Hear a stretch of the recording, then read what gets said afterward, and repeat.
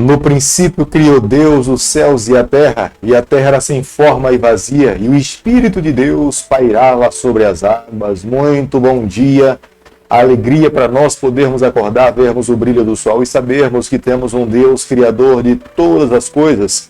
Ele é dono de todas as galáxias. Foi Ele que criou os céus e a terra e nos colocou aqui para que nós pudéssemos viver.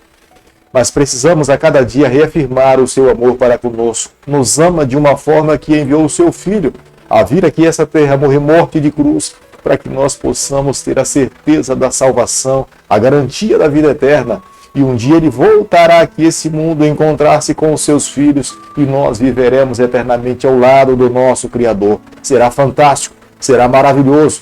Nós precisamos nos preparar a cada dia para vivermos com Ele e estarmos com Ele por toda a eternidade.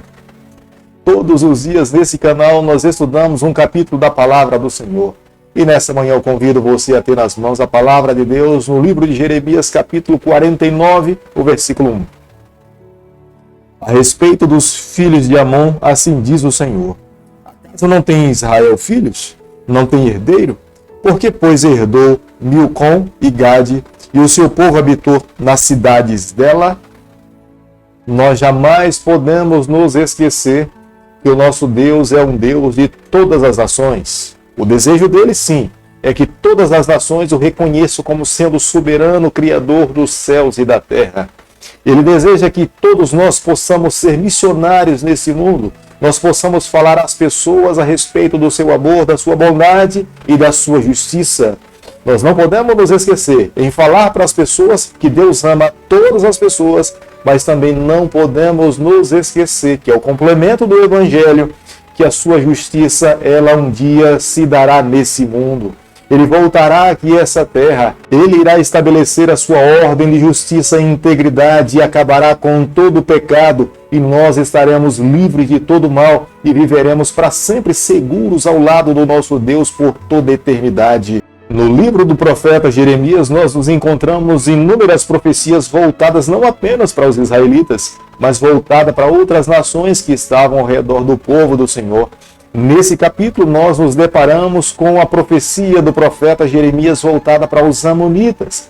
Eles eram descendentes dos filhos de Ló, Ben-Ami. Os amonitas tinham o seu próprio Deus, o Deus Moloque, que significa o rei divino. No período em que os israelitas estavam na terra de Canaã, os amonitas eram extremamente hostis com os israelitas.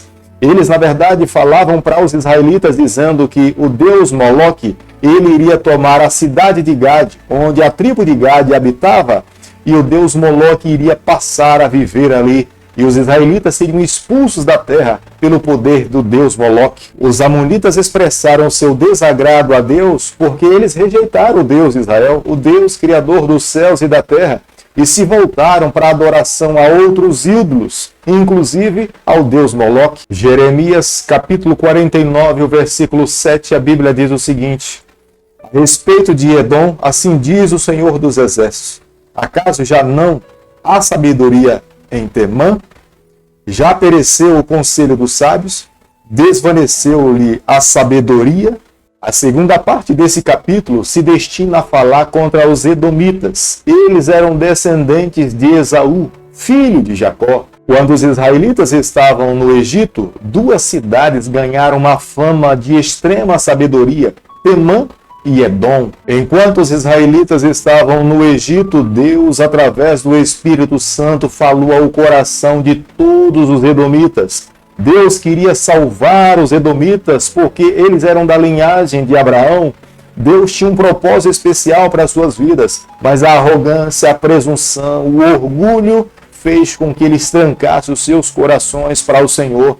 Não deram ouvido à voz de Deus, não se submeteram à guia divina. E nesse momento agora o profeta Jeremias tinha nas mãos a responsabilidade de profetizar contra ela, falando da sua arrogância, da sua presunção, de ter trancado os seus corações para que Deus não pudesse conduzir as suas vidas. Jeremias capítulo 49, o versículo 23, a Bíblia diz o seguinte: a respeito de Damasco, envergonhou-se Amate e Arpade, e tendo ouvido más novas, cambaleiam, são como o mar agitado, que não se pode sossegar.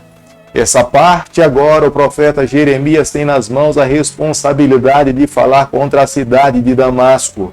Era uma cidade que se tornou muito rica porque ela estava localizada num vale muito próspero. Essa cidade teve homens que de fato se converteram a Deus e se entregaram nas mãos do Senhor. Naamã é um deles, Azael é outro, mas a cidade em si, na verdade, deu as costas para o Senhor. Eles estavam completamente soberbos diante de toda a riqueza que eles conquistaram pela sua própria localização. Deram as costas para Deus e não estavam dispostos a ouvir a voz do Senhor. Da mesma forma como eles abandonaram a Deus, Deus, através da boca do profeta, estava dizendo: eu também irei abandonar vocês. Vocês irão agora colher das suas próprias escolhas. A quarta sessão desse capítulo está voltada à profecia contra a cidade de Quedar. Quedar é filho de Ismael, são descendentes de Ismael, também da linhagem de Abraão.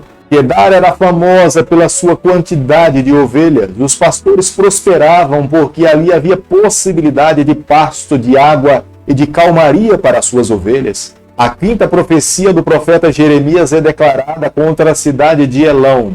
A cidade de Elão ficava ao leste de Babilônia. A cidade de Elão eles conquistaram um lado dos babilônicos, que no futuro foi retomado pelos assírios. Todas essas profecias dadas por Deus ao profeta Jeremias, elas eram condicionais. Se os seus reis, se a nação se arrependesse, se eles se voltassem para Deus, se eles abrissem os seus corações para que Deus pudesse conduzir as suas vidas, Deus não iria permitir que os seus juízos caíssem.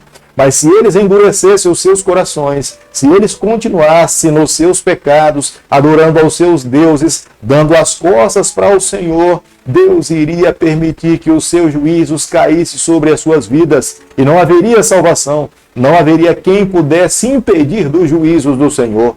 Da mesma forma como Jeremias encarava a responsabilidade de proclamar as verdades para os israelitas, Judá e Jerusalém, Jeremias também entendia que ele deveria proclamar essas verdades para as nações que Deus tinha falado que ele deveria falar. Ele não poderia falar de forma diferente. Da mesma forma como um dia Deus enviou Jonas para Nínive, Deus estava enviando o profeta Jeremias para declarar contra essas nações. Deus queria salvar a todas as pessoas, mas eles deveriam se submeter à vontade do Senhor, entregar-se completamente nas mãos de Deus. Se eles compreendessem a Deus como sendo soberano sobre as suas vidas, Deus mudaria os seus propósitos e abençoaria cada uma dessas nações. Nós podemos compreender claramente através dessas declarações proféticas que Deus não aceita o orgulho, Deus não aceita a presunção, a arrogância, o nariz empinado.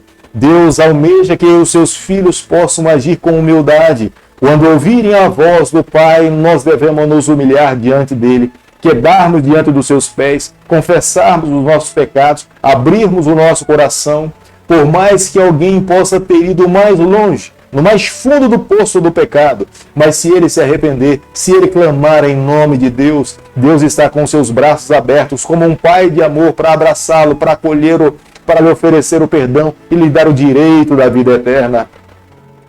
Mas quando a presunção, a arrogância toma conta do nosso coração, de fato, Deus permite que os seus juízos caiam sobre nós, porque a nossa atitude está revelando que nós não aceitamos, nós não queremos nos submeter à sua guia, à sua liderança, e o final de fato é a morte. Querido amigo, não é diferente para os dias em que nós estamos vivendo. Ao nos envolvermos com o pecado, não é o final da nossa caminhada, há saída, há solução. O que temos que fazer é nos voltarmos para Deus, é abrirmos o nosso coração. Quando ouvirmos a voz do Espírito Santo falar conosco, confesse, reconheça, admita, peça perdão a Deus e você vai ter a certeza que os teus pecados serão perdoados. Mas se agirmos de forma diferente, tenha certeza, os juízos de Deus irão cair sobre nós. Deus irá permitir que nós andemos com as nossas próprias pernas e o final da nossa caminhada sempre será desastroso.